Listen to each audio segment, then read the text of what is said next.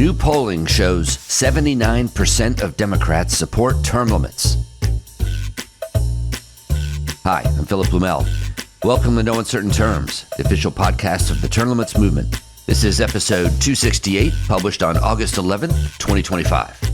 Your sanctuary from partisan politics. Now, stories about polling on term limits are boring. I apologize. But they're boring because they're all the same. Nearly everyone supports term limits, regardless of party or age or income level or race or gender or whatever other demographic you want to choose. And this has been true for over 50 years without any meaningful exception. So why am I leading with such a dog bites man story?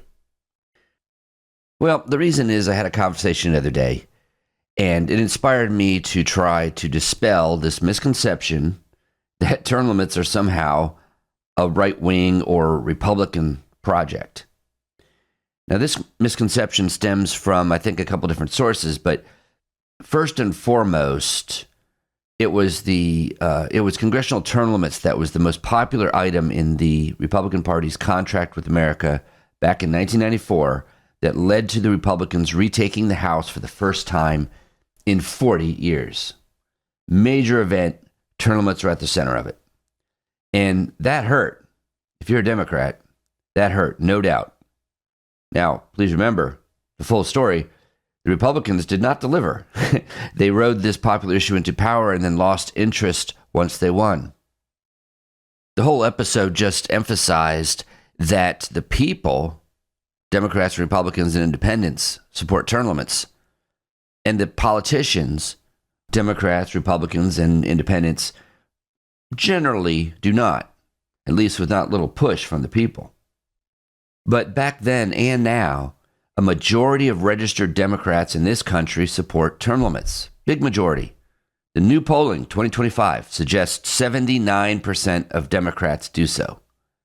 This includes support for term limits on the president, Congress, and Supreme Court, and other offices. Many prominent Democrats have spoken out on the issue of term limits over the years. Let's start at the top. Barack Obama, for one. Here's how he put it. We want to see new voices and new ideas emerge. I think that is why term limits are really a useful thing. Yeah. The co-founder of Total Wine is David Trone, and he was a U.S. representative from Maryland, and he was and is a committed advocate for imposing term limits on the U.S. Congress. As he puts it, Congress needs fresh blood, fresh people, fresh ideas. U.S. Senator John Hickenlooper of Colorado. I would not be in politics were it not for term limits. It makes sense at all levels of government. What about former Chicago Mayor Lori Lightfoot?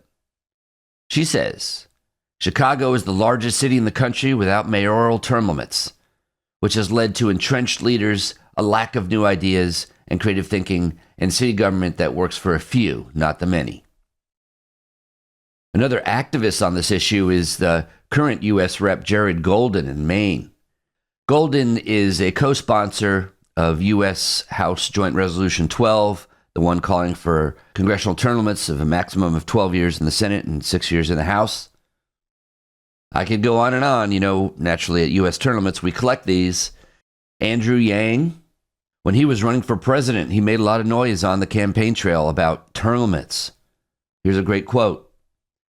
With term limits, members of Congress would get what they went to D.C. to accomplish done and then go home. It would make room for new leaders with new experiences and fresh ideas. It would make time in Congress about reaching a goal, not reaching retirement after a long career with a good salary at the expense of the public. And it would give legislators a period of time when they didn't need to constantly fundraise, as their final term wouldn't hold the option for re-election. Here's someone who has thought through the issue. U.S. Representative Ro Khanna of California, a star in the Democratic Party right now. Former U.S. Representative Beto O'Rourke, once a great star in the Democratic Party. Former Illinois Governor Pat Quinn, former Pennsylvania Governor Ed Rendell, the current New York Governor Kathy Hochul. And speaking of another activist politician, former Pennsylvania State Senator and current U.S. term limits Pennsylvania State co-chair Andrew Dinniman. Okay, enough. Point is, term limits are a bipartisan issue like no other. If politicians are trying to pretend otherwise, well, then they're preying on your party loyalty to feather their own nest. Next, Governor J.B. Pritzker is running for a third term in America's most corrupt state. That's right, it's official. J.B. Pritzker announced his intention to run for a third term as governor of Illinois. Well, okay, what's wrong with that? After all, Illinois doesn't have any limitation on the tenure of its governors, nor of its legislature for that matter. Chicago, its great city, is the only one of the top 10 largest cities in America without term limits on its mayor or city council. In fact, Illinois is notable for being amongst the states with the least term limits at any level. In light of this, someone, although hardly likely to be someone who listens to this podcast, might be tempted to think that this means that Illinois must have amongst the most experienced legislators and politicians with the greatest access to institutional memory and capable of the highest level of professionalism that comes from honing one's skills over the decades. Surely, Illinois government must be one of the best run in America.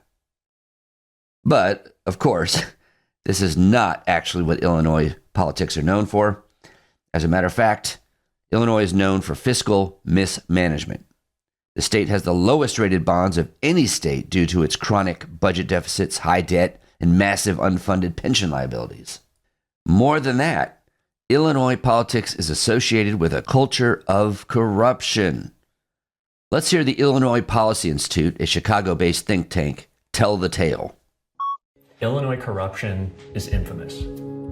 From Chicago aldermen with nicknames like Fast Eddie, Bathhouse, and Hinky Dink, to imprisoned governors like Rod Blagojevich and George Ryan, to the Richard J. Daley machine and its most prolific products, Ed Burke and Michael Madigan. Corruption here can seem truly cartoonish, but it's not just those faces of corruption that gave Illinois such a bad reputation. Just look at the data. From 1983 to 2018, Illinois was home to 1,978 public corruption convictions. That's more than one public corruption conviction per week for 35 years running. Adjusting for population, that's a higher rate of corruption convictions than any big state in the country. And that's just illegal corruption, the stuff that can land you in prison. Illinois is also home to corruption under the law, like a union executive getting a lifetime teacher pension after substitute teaching for a day, or elected officials getting business as attorneys specializing in property tax appeals, or state lawmakers picking their voters with gerrymandered maps. But why is Illinois government so much more corrupt than other states? Scholars like University of Illinois Chicago professor Dick Simpson have argued corruption is a cultural problem in Illinois.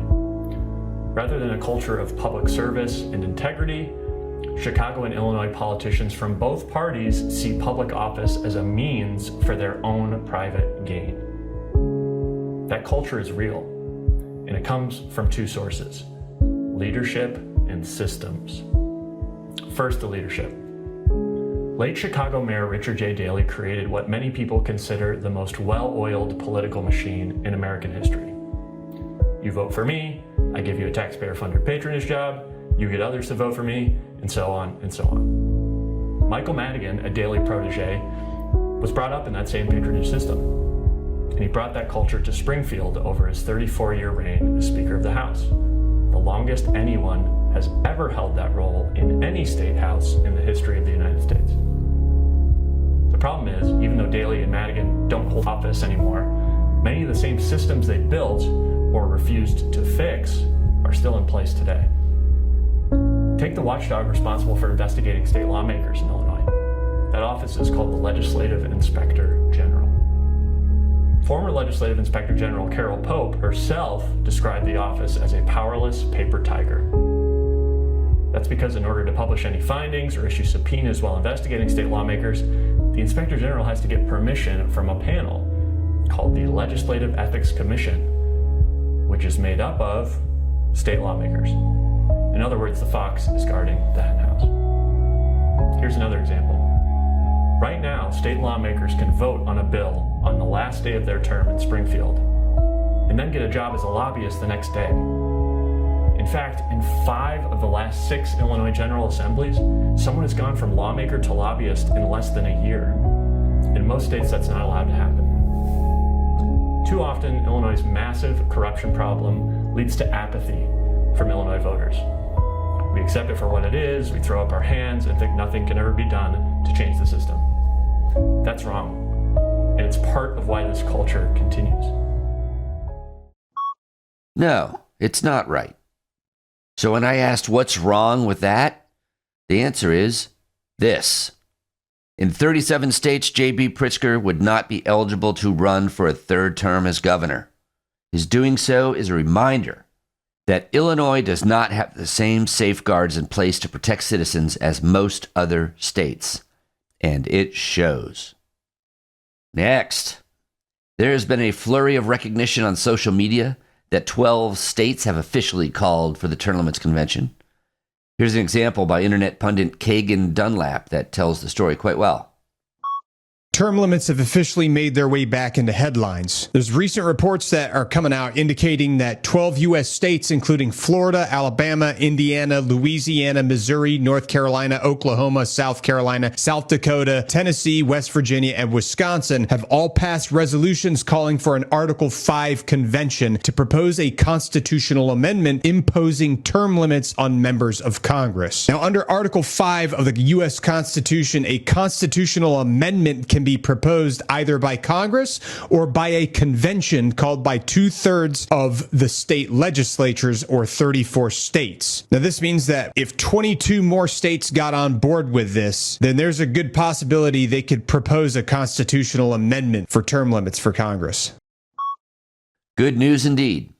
What Kagan doesn't mention is that Congress may be moved to act themselves once they begin to see a term limits convention as inevitable. History certainly suggests so, but we'll find out together. Stay tuned. Next, in our No Kings episode recently, we spoke about the requirement that would-be dictators abolish their term limits in order to consolidate their power. Indeed, we've seen that in Russia and China, and last week another country was added to the list, El Salvador. The party of El Salvador President Nayib Bukele approved constitutional changes in the country's legislative assembly that abolished term limits on the president and extended terms to 6 rather than 4 years. The proposal also included eliminating the second round of election where the 2 top vote getters from the first round face off. These proposals passed 57-3. The Associated Press reports that Marcelo Villatoro of the Nationalist Republican Alliance, Arena Party, one of the 3 votes against the proposals, told her fellow lawmakers that democracy in El Salvador has died. Quote, "You don't realize what indefinite re-election brings. It brings an accumulation of power and weakens democracy. There's corruption and clientelism because nepotism grows and halts democracy and political participation," she said. She's right. Of course, Bukele and his New Ideas Party know that too. And that is exactly what they want. Meanwhile, back in the USA, we'll have no kings. Thank you very much. Like the show? You can help by subscribing and leaving a 5-star review on both Apple and Spotify. It's free. Thanks for joining us for another episode of No Uncertain Terms. The term limits convention bills are moving through the state legislatures.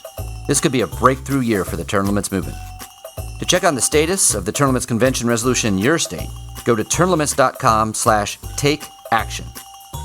There, you will see if it has been introduced and where it stands in the committee process on its way to the floor vote. If there's action to take, you'll see a Take Action button by your state. Click it. This will give you the opportunity to send a message to the most relevant legislators, urging them to support the legislation. They have to know you're watching. That's termlimits.com/takeaction. If your state has already passed the term limits convention resolution, or the bill's not been introduced in your state, you can still help. Please consider making a contribution to U.S. term limits. It is our aim to hit the reset button on the U.S. Congress, and you can help. Go to termlimits.com/donate. termlimits.com/donate. Thanks. We'll be back next week.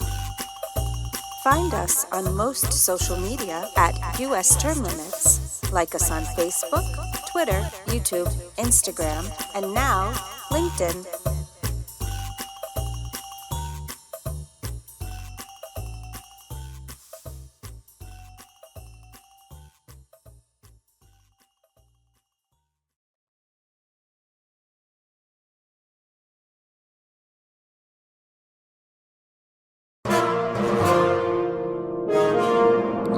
USTL.